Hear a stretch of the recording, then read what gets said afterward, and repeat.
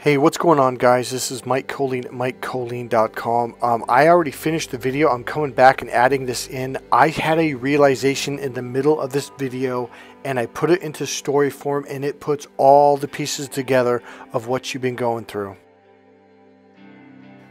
So I wanted to make this video because it's time to let go. It's time.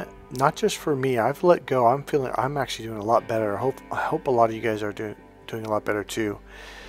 But it's basically time to ring the bell. It's time. We won. You've already won. And if you're still, I don't want to say you're holding on to it, but if you're still hurting, if you still feel kind of tired and overthinking, you know, what happened with the narcissist, it's time to let go of all of it. And the way you do it is to forgive. Now, when I say forgive, I don't mean that you have to let them come back. I don't mean that you need to answer their phone call or talk to them on the phone or anything at all. You don't have to send them a letter, nothing. See, it's time for you to move on with your life and to move forward, because there is a fresh start for all of us who've been through this abuse and this damage. The way to get a new start, it's like, okay, this whole journey you've been on, this destiny that you've been on, not only was it very painful, but it was very purposeful. And here's what I mean. There were a lot of things that you had to learn. Number one was to toughen up. Number two was to stop being so nice to people you don't really know. Number three was stop being nice to people that were mean to you, that were shaming you or embarrassing you or looking down on you or belittling you in any way. You had to learn to walk away from those people. You had to learn to say no, no more. You had to learn to literally physically block them on your cell phones, on your emails, on your social media, etc. And just say, no, I'm not giving them any time anymore. No more time, no more energy. Now, the way you let go of them is by forgiving them. Now, I know in the past I've said, you know, we can forgive but don't forget.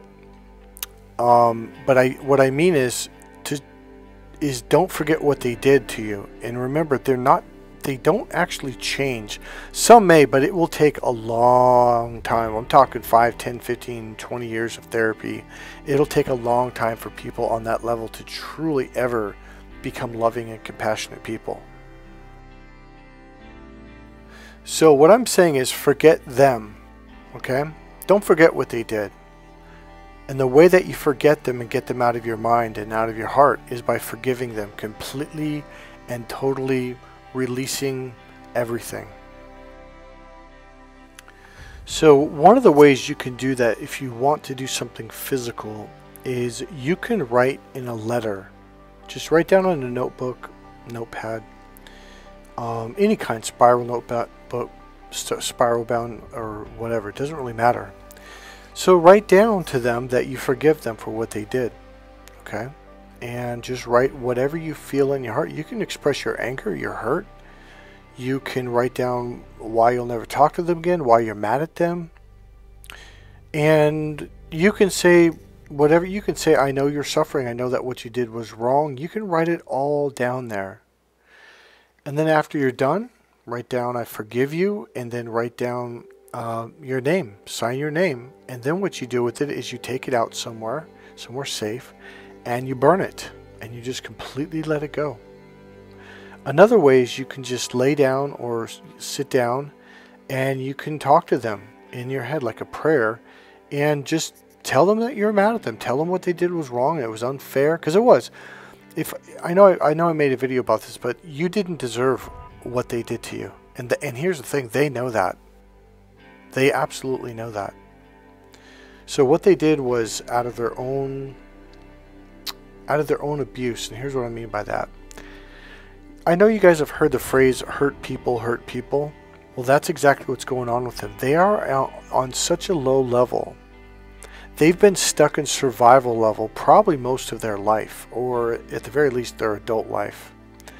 And they don't know how to get out. And here's the thing, you were sent to them to actually pull them out by being a loving being. And you were a loving being. You were supportive. You were kind. You did everything that you were supposed to do. They didn't. In fact, this might shock you. Some of you might know this. They actually chose to stay where they were at. They, on some level, on a conscious level, chose, no, I'm not going to do that. This is what I'm going to do.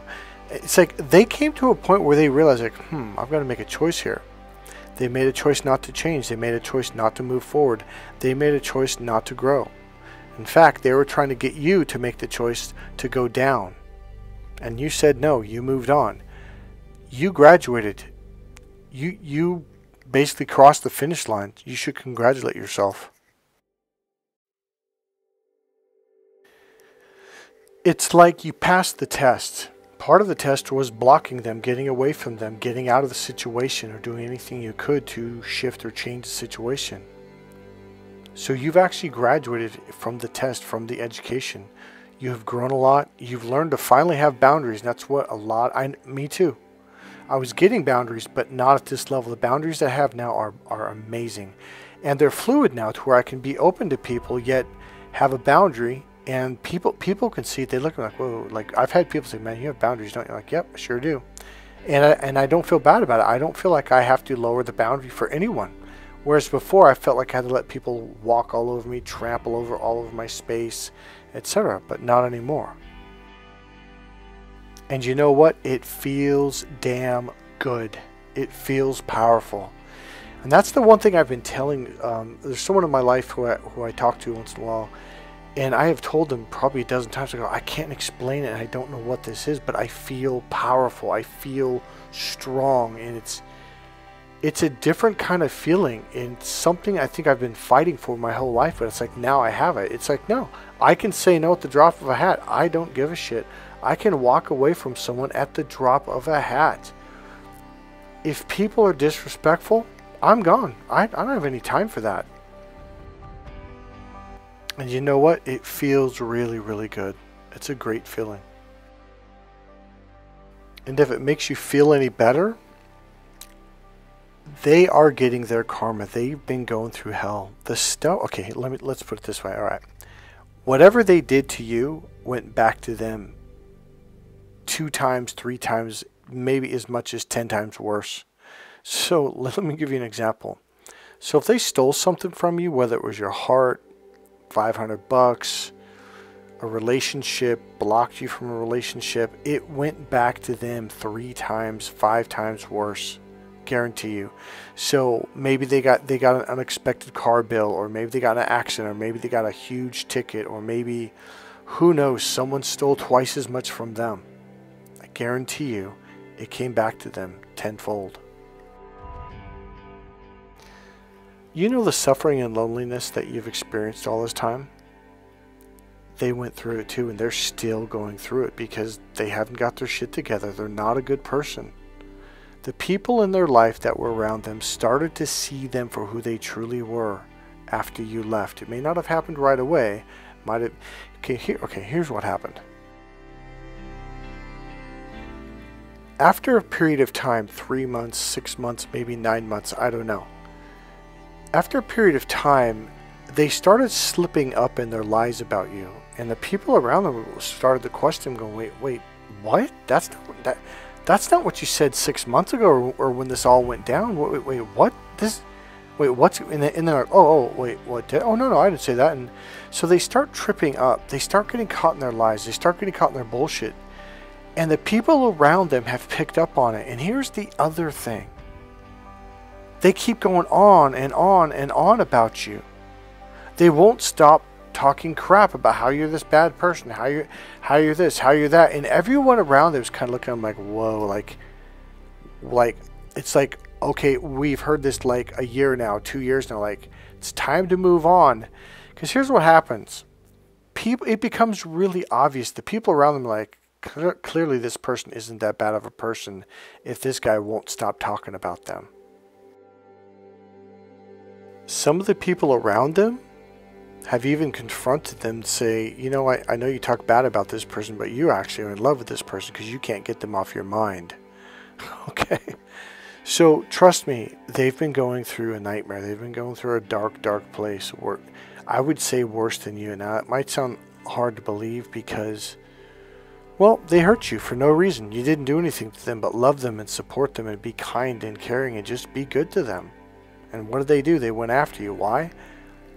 Oh, I've got it. Why? Because that's all they know, and let me explain that. Okay, so here's what it is. All right.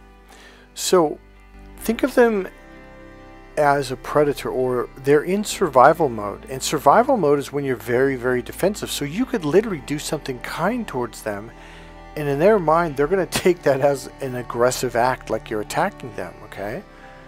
So here's the deal. The tools that they carry are attack mode tools. They've got weapons, they've got claws, they've got knives, they've got guns, they've got backstabbing techniques, they've got gaslighting techniques, they've got lying techniques. What you have to understand is the only tools they have are attack tools. They can't do anything other than attack and hurt people, because that's literally all they know. So the only tools they have are attack tools. So that's why you can't let these people come back, is because that's all they know. They have attack tools. Okay, so watch this. So here you come along, flying through the air, and literally, I'm going to tell you something. When they first met you, they were like, who the hell is this? Because it's like you were freaking Batman or Spider-Man flying through the freaking sky, flying through the air, and they're like, what is this? Not only did you impress the hell out of them, but all of their people around them, the flying monkeys, were like, whoa, like, what is this? So the tools that you have is kindness, love, compassion, hugs, patting people on the back, saying good things like, hey, that was a pretty good job, or man, you can do it, like, or you're going to be okay, I'll be here for you, I've got your back, man, it's okay. You had all these tools of love and kindness and compassion and goodness, and you know, you might have been mentally and emotionally grounded. That was something they probably never experienced before. Like, well, what is this? They're just used to being around chaotic people that lie and cheat and steal, or violent and hurting each other, and just verbally gaslighting and lying and talking shit about each other. That's all they know. So when you came into their world, they're like, what is this? I mean, you got a toolbox full of love. All your tools about how to fix people, how to love people, how to be understanding of people, and be aware of them, and all that stuff. And like, you were like the shining star to them. Your energy was different. It was light. It was flowing. It was loving. It was kind. And they didn't know how to deal with it. So what do? It's like, okay, well, when they did something back, they stabbed you, and then they cut you, and then they hurt you, and they hit you, because that's all they have. It's kind of like Edward Scissorhands. Sorry, I'm not going to say that. I don't know what's wrong with my words. Edward Scissorhands, right? Whenever he tried to shake someone's hand, he would cut them. Whenever he tried to pat him on the back, he'd stab in the back with his scissors, his knives. So there Edward Scissorhands sat on the floor contemplating what was he going to do. Now, I said in a video a long time ago how you have to understand this is all the narcissist knows. This is literally all they know. All they know is gaslighting, lying, manipulation, dark tactics, and all that stuff. Stabbing you in the back, hurting you, turning people against you. These are their tools. And just like Edward Scissorhands, he has these scissors that are mechanically tied on or built into his hands. And he came to a point of contemplation. And you know what? So did you. You started realizing that you could hurt back just as much as they could hurt you. And you did start fighting back. And you did say mean things. And you did attack them. But there's a difference. You did it to protect yourself. They did it to kill you, to hurt you, to attack you. So part of this journey for you is to learn that you can fight, that you have just as powerful. In fact, here's the truth. If you're an empath, light worker, a very compassionate, loving person, you have this skill to destroy people at will if you truly want to. And a lot of you found that out. You were like, holy shit, I can hurt them way worse than they can hurt me. And it scared you. You saw the dark side of you. Not meaning that you're bad. In fact, integrating the dark side is a very healthy thing. If you're a mother, You're damn right you need to fight to the death if someone's attacking your babies. That's part of human nature. That's part of Mother Nature. Defending yourself is a good thing. Protecting yourself is a really good thing, and that's the number one tool that empaths and light workers, etc., we didn't have. You didn't know how to stand up for yourself. You didn't want to. You thought it was bad. You thought it was wrong. You thought it was like you're either a good person or a bad person, when you found out that's not true at all. You can be a very good person and still stand up for yourself and still fight back and defend yourself and protect yourself and your family. So you sat there on the floor contemplating, well, I'm pretty good at this. The dark side, you know, fighting back. And you finally came to the decision, look, but I don't need to stay in this toxic situation. This isn't what life's supposed to be like. Life is supposed to be about the light, about beauty, about fun. And when I have to step back in the darkness, I can. And that's the thing that you discover. Like, oh, I can talk bad to people. I can be very curt with my voice. And I can be mean. I can say mean things. And you learn, like, wow, I can protect myself socially now. You develop boundaries. You develop self-defense skills. It wasn't that you developed them. They were always there. You just used them for the first time and realized you're pretty damn good at it. And just like the narcissist, you made a decision. You decided you wanted to live in the light and you wanted to get away from the darkness. And so you moved on and left them behind. You chose peace. You chose happiness. You chose strength, inner strength. So you picked up the new tools that you developed while battling with a narcissist, and you brought them with you. You put them in your toolbox, which is good. You learned, you grew, and you developed. And when you left, it was a very lonely space, a very lonely time. You probably isolated for a long time, probably went to the store, came back home. Probably didn't socialize with a lot of people, probably cut a lot of people out of your life, which made it even more lonely. Thinking, well, I'm wasting my time, I'm wasting my life. No, you weren't. Your mind, consciously and unconsciously, you were sifting through all the memories, all the thoughts, all the things that were said, all the things you did, and even the things that you didn't do that you knew you should have done. But that was part of the learning curve. You were learning and developing even more. You were learning to become happier. You were learning to let go of all the bullshit, all the lies you were taught. And you were learning to change your beliefs of, oh, I'm either good or I'm bad. No. You're a good person with light, and you also have a dark side that will protect you. And you finally integrated both parts, and now you stand in the light, ready to go out and just live your life. Whereas the narcissist, well, they made a decision themselves also. They contemplated and contemplated and contemplated, and as a narcissist does, they think and think and think, contemplated and they never stopped. They made a decision, no, I'm really good at hurting people. I'm really good at defending myself. I'm really good at gaslighting. I'm really good at attacking people. I'm not going to let these tools go. So there they sit in the darkness, all by themselves. Well, why is that? They didn't learn, they didn't grow, they didn't develop skills of love and compassion, listening to understand and understanding. They didn't develop love, so they only have one set of tools. Because there's something that you did for a lot of people that you weren't even aware of.